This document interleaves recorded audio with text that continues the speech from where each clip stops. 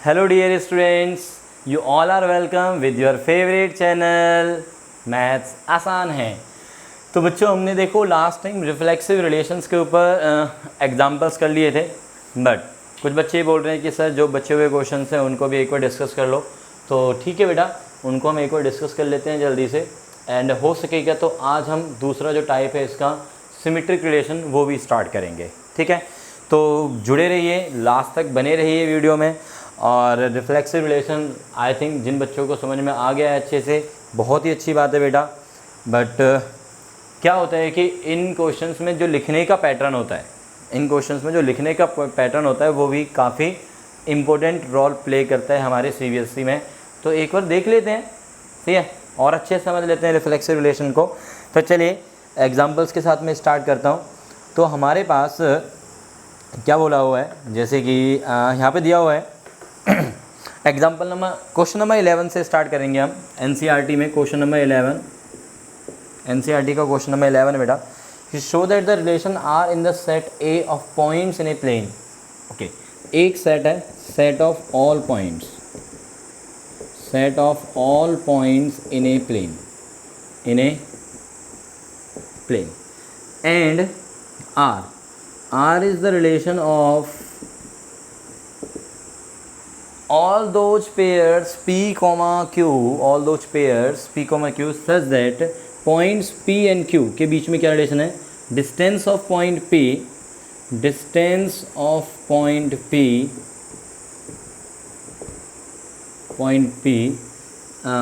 from origin is equals to distance of point Q from origin. That is you can say OP is equals to OQ. देखो यहाँ पे origin है, यहाँ पे कोई point P है और यहाँ पे कोई पॉइंट Q है। यदि इस ओरिजिन का इस P और Q से डिस्टेंसेस सेम हैं तो मैं ये कहूँगा कि ये जो P पॉइंट है ना, ये P पॉइंट इस Q का रिश्तेदार है, मतलब P is related to Q। ये कंडीशन हमें दी हुई है। तो रिफ्लेक्सिव के लिए तो क्या करना है, Q को रिप्लेस करना है P में। तो सिंपली फॉर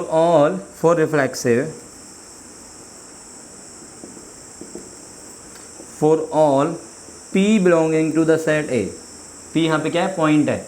तो A सेट में जितने भी पॉइंट्स हैं P, for all P belongs to A must implies P is related to P। अब P को P से रिलेट होने के लिए क्या कंडीशन है, सोचो। P को Q से रिलेट होने के लिए कंडीशन क्या है, OP is equal to OQ। तो P को P से रिलेट होने के लिए क्या कंडीशन बनेगी, OP is equal to OQ। अब सोचो कि क्या ये ट्रू है सभी P के लिए, तो yes, which is true, clearly which is true, obviously true है ना, ऑब्वियसली साफ दिख ही रहा है। तो इसका मतलब क्या हुआ कि R is reflexive on set A।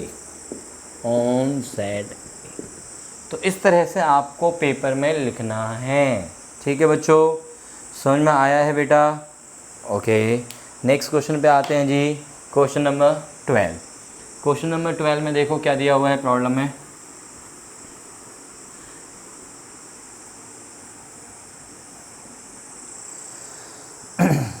Show that the relation R defined in the set A of all triangles। A क्या दिया हुआ है, set of all triangles। Question number 12, set of all triangles, ठीक है, is the set of all triangles। और बोला हुआ है कि R is the relation on the set A as, इसमें T1, T2। तो T2 किसी का नाम तो नहीं है ना, चलो। तो T1, T2, ऑलराइट बच्चों, करते हैं आगे। T1, T2 such that T1 is similar to T2। जो T1 है वो T2 के जैसा है, सिमिलर, ट्रायंगल्स की सिमिलरिटी यूज हो रही है। ठीक है, ओके। तो अब देखो कि क्या ये रिलेशन रिफ्लेक्सिव होगा या नहीं होगा। तो फॉर रिफ्लेक्सिव क्या करने वाले हो आप लोग, लेट फॉर ऑल T1 लिख लो या ऑल T लिख लो ना, ट्रायंगल है ना, टी लिख लेते हैं। For all T belongs to A set में जितने भी ट्रायंगल्स टी हैं उनका नाम मैंने दे दिया। तो must imply T related to T, but T1 is related to T2 है ना।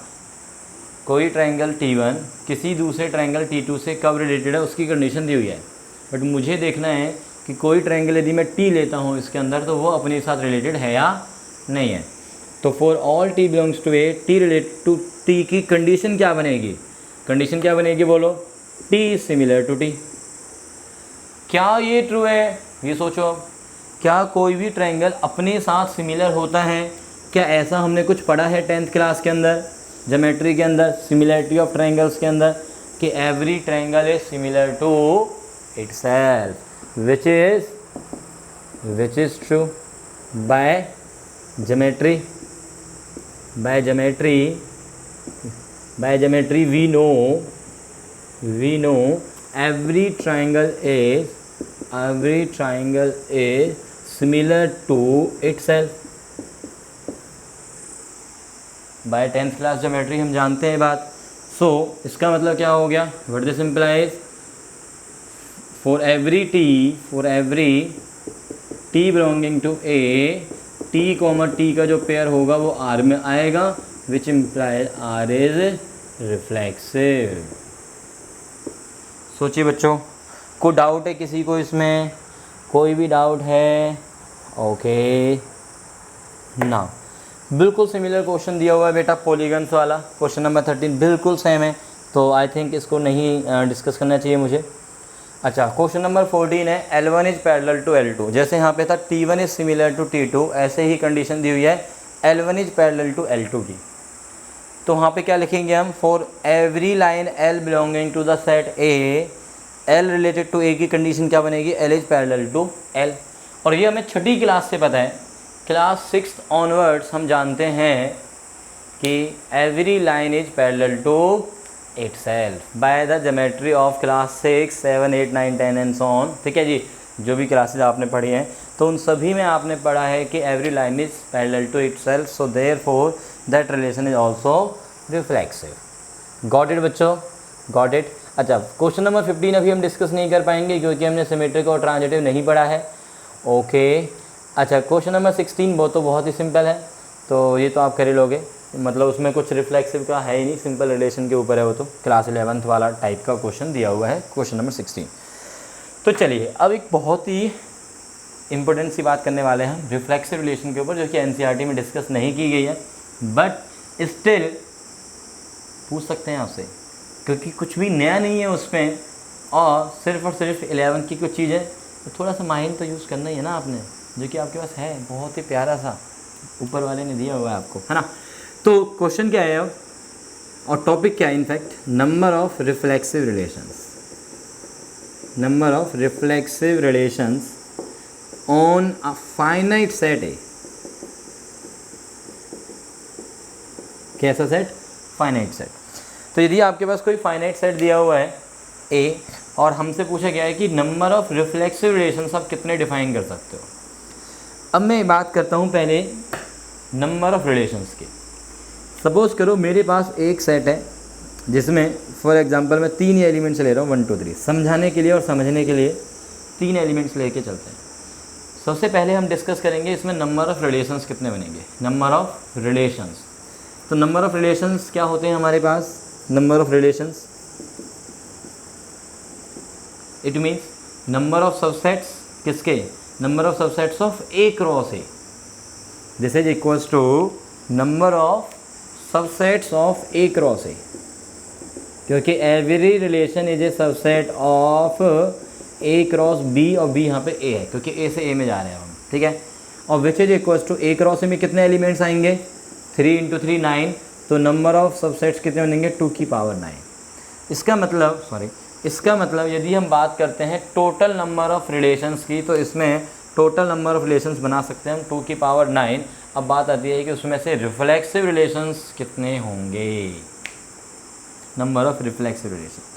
अब रिफ्लेक्सिव रिलेशन की कंडीशन पे आओ, डेफिनेशन। देखो हर चीज़ आपको जो मिलने वाली है ना बेटा, वो डेफिनेशन से ही मिलने वाली है, ठीक है। तो डेफिनेशन पे आते हैं और उसी के थ्रू समझते हैं, ठीक। तो डेफिनेशन कहती है कि रिफ्लेक्सिव रिलेशन होने के लिए यहाँ पे क्या होना चाहिए रिलेशन में, कोई भी रिलेशन यदि बना रहे हो आप रिफ्लेक्सिव तो उसमें 1 1 होना चाहिए, 2 2 होना चाहिए और 3 3 भी होना चाहिए ही चाहिए, ये तो होने ही चाहिए। अब इसके अलावा सपोज़ करो यदि मैं 1 का 2 के साथ रिलेशन बना देता हूँ, अच्छा पहली बात इसको मैं यहीं पे बंद कर देता हूँ, तो ये एक रिफ्लेक्सिव रिलेशन है, यस। अब यदि मैं एक और नेक्स्ट बनाता हूँ, R1 इसको नाम देता हूँ, R2 इसको नाम देता हूँ, 1 1 भी डाल दिया, 2 2 भी डाल दिया, 3 3 भी डाल दिया, उसके अलावा सपोज़ करो मैंने 1 2 डाला, 1 2 जो पेयर बनेगा A क्रॉस A का वो मैंने इसमें डाल दिया, तो क्या अब ये रिफ्लेक्सिव रिलेशन है? क्या बोलोगे? यस यस सर है, रिफ्लेक्सिव तो है। क्यों? क्योंकि every element of the set is related to itself, उसके अलावा वो किसी और के साथ कुछ भी करे हमें कोई दिक्कत नहीं है भाई, कंडीशन अपनी सेटिस्फाई हो गई है। ओके, इसका मतलब ये हुआ कि जो A क्रॉस A में जो पेयर्स बनेंगे कौन कौन से, देखो A क्रॉस A बनाते हैं यहाँ पे समझने के लिए, A क्रॉस A बनाना पड़ेगा मुझे, 1 1 1 2 1 3, फिर कौन आएगा A क्रॉस A में 2 1 2 2 सॉरी 2 1 2 2 2 3, देन 3 1 3 2 3 3, ठीक है। ये है A cross A cross A के ये वाले जो 3 एलिमेंट्स हैं डायगोनल वाले, ठीक है, ये तीनों का आना तो बिल्कुल मस्ट है। जो भी आप रिफ्लेक्सिव रिलेशन बनाने वाले हो ना बेटा, उन सभी में ये 1 1 2 2 3 3 तो आएंगे ही आएंगे। इसके अलावा अब जो ये वाला एलिमेंट बचा, जैसे ये, इसको यदि मैं रखता हूँ तो भी ठीक है, और इसको नहीं रखता हूँ तो भी ठीक है। मतलब रिलेशन में अब हमारे पास चॉइस हो गई है रिफ्लेक्सिव रिलेशन बनाने के लिए कि इस एलिमेंट को रखा जाए या ना रखा जाए। तो it means you can say कि इस एलिमेंट के पास 2 चॉइस हैं, या तो इसको लिया जाएगा रिलेशन के अंदर रिफ्लेक्सिव बनाने के लिए, या फिर इसको नहीं लिया जाएगा। लेता हूँ तो भी रिफ्लेक्सिव है और नहीं लेता हूँ इस एलिमेंट को तो भी हमारा रिलेशन रिफ्लेक्सिव है, प्रोवाइडेड ये 3 एलिमेंट्स का आना मस्ट हो गया है, ठीक है। सिमिलरली क्या मैं इस एलिमेंट के लिए ऐसा बोल सकता हूँ जो मैंने इस एलिमेंट के लिए कहा कि ये एलिमेंट आता है तो भी रिफ्लेक्सिव रहेगा और नहीं आता है तो भी रिफ्लेक्सिव रहेगा। Similarly for this and this, in 6 elements में से हर एलिमेंट के लिए मैं क्या बोलूँगा कि इसको ले लो तो भी रिफ्लेक्सिव और नहीं लो तो भी रिफ्लेक्सिव। तो इट मीन्स इसके लिए इसको हमें रिफ्लेक्सिव रिलेशन में रखने के लिए 2 चॉइसेस हैं, आने की और ना आने की, तो 2 चॉइस। एंड सिमिलरली इस वाले के लिए भी कितनी चॉइसेस हैं? 2 choice. Similarly this and this, जिनके 2 और 2 और 2 और 2, इट मीन्स 2 की पावर 6 चॉइसेस हो गई है। इसका मतलब क्या हो गए हैं? 2 की पावर 6 चॉइसेस हो गई है हमारे पास। इतनी चॉइसेस हैं, या ऐसे बोलो कि इतने नंबर ऑफ रिलेशंस आप बना सकते हो। कौन से वाले? Reflexive relations, number of reflexive relations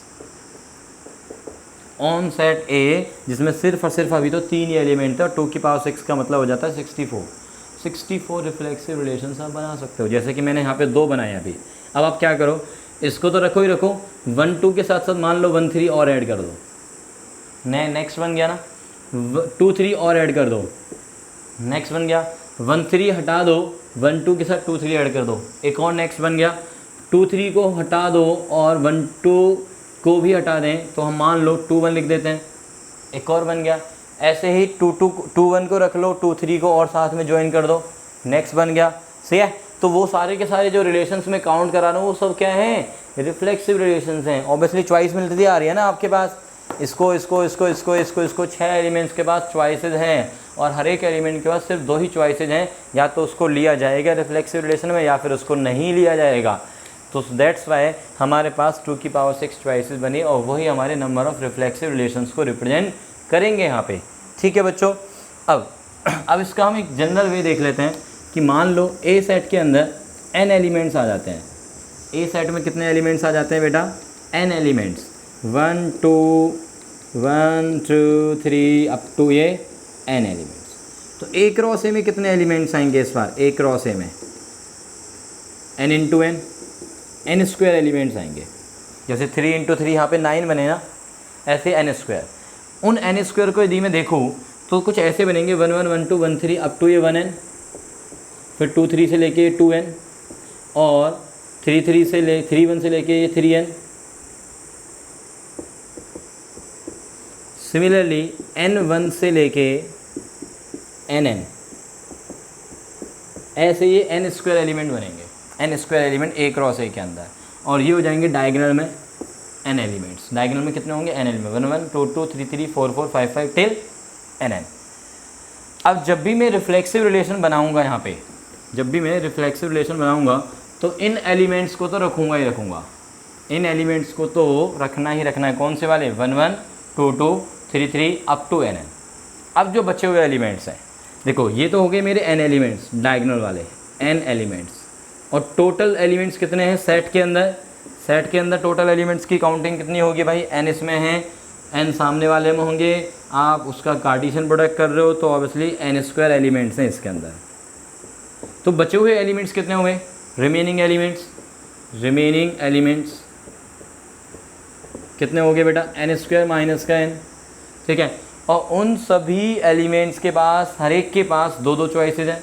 यदि वो आता है एलिमेंट तो भी रिफ्लेक्सिव रहेगा, और नहीं आता है एलिमेंट तो भी हमारा रिलेशन रिफ्लेक्सिव रहेगा। तो इसलिए नंबर ऑफ रिफ्लेक्सिव रिलेशंस कितने हो गए बेटा? Number of reflexive relations on set A containing n elements which will be equals to 2 की पावर में n स्क्वायर माइनस का n। अब n जब मेरा 3 था तो सोचो अब 3 का स्क्वायर कितना होगा? 9 माइनस का 3, 2 की पावर 6। आ गया आंसर तुम्हारे पास, सही है ना? आ गया ना? बात समझ में आ गई है? बोलो यस।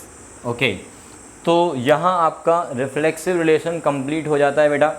अब आप रिफ्लेक्सिव रिलेशन के ऊपर जो भी क्वेश्चन है मैं कह रहा हूँ कि फोड़ दोगे, ठीक है? पक्के से फोड़ दोगे भाई। रिफ्लेक्सिव रिलेशन के ऊपर कुछ भी ऐसा नहीं बचा है जो कि आप नहीं कर सकते हैं। बहुत ही इजीली आप कर सकते हैं किसी भी क्वेश्चन को जो कि रिफ्लेक्सिव रिलेशन के ऊपर डिपेंडेंट है, ठीक है? नेक्स्ट टाइम वीडियो आएगी आपके पास सिमेट्रिक रिलेशन की, ठीक है? सिमेट्रिक रिलेशन को इसी तरह से डीप में समझेंगे एंड देन फिर ट्रांजिटिव, ठीक है? हैव सम पेशेंस बच्चों, आपको बहुत अच्छे से यदि रिलेशंस को समझना, उसके जो टाइप्स हैं, क्योंकि ये जो क्वेश्चन है आपका CBSE में तो आता ही आता है, कॉम्पिटिशन लेवल में भी, ठीक है जी? आपका JEE मेंस हो, एडवांस हो, वहाँ पे भी रिलेशन एंड फंक्शंस की बहुत ही ज़्यादा क्वेश्चंस आपसे पूछे जाते हैं, मतलब बहुत ज़्यादा ज़रूरत पड़ती है इनफैक्ट। तो इसलिए रिलेशन फंक्शंस को आराम से करेंगे और बहुत अच्छे से करेंगे, कोई भी कॉन्सेप्ट छूटना नहीं चाहिए, ठीक है? तो चलिए बच्चों, मिलते हैं फिर नेक्स्ट क्लास के अंदर, एंड थैंक यू। आप मेरी वीडियोस को काफ़ी लाइक कर रहे हैं, और मुझे पता है कि आपने अपने फ्रेंड्स को तो बता ही दिया है, उनको शेयर किया है, और जो बचे हुए थोड़े बहुत फ्रेंड हैं जिनको आप नहीं कर पाए हैं अभी तक, उनको भी शेयर कीजिएगा, और उनको भी बोलिए कि वो आपकी तरह वीडियोज़ को चैनल को सब्सक्राइब करें। तो थैंक यू बच्चों, बाय बाय, टेक केयर।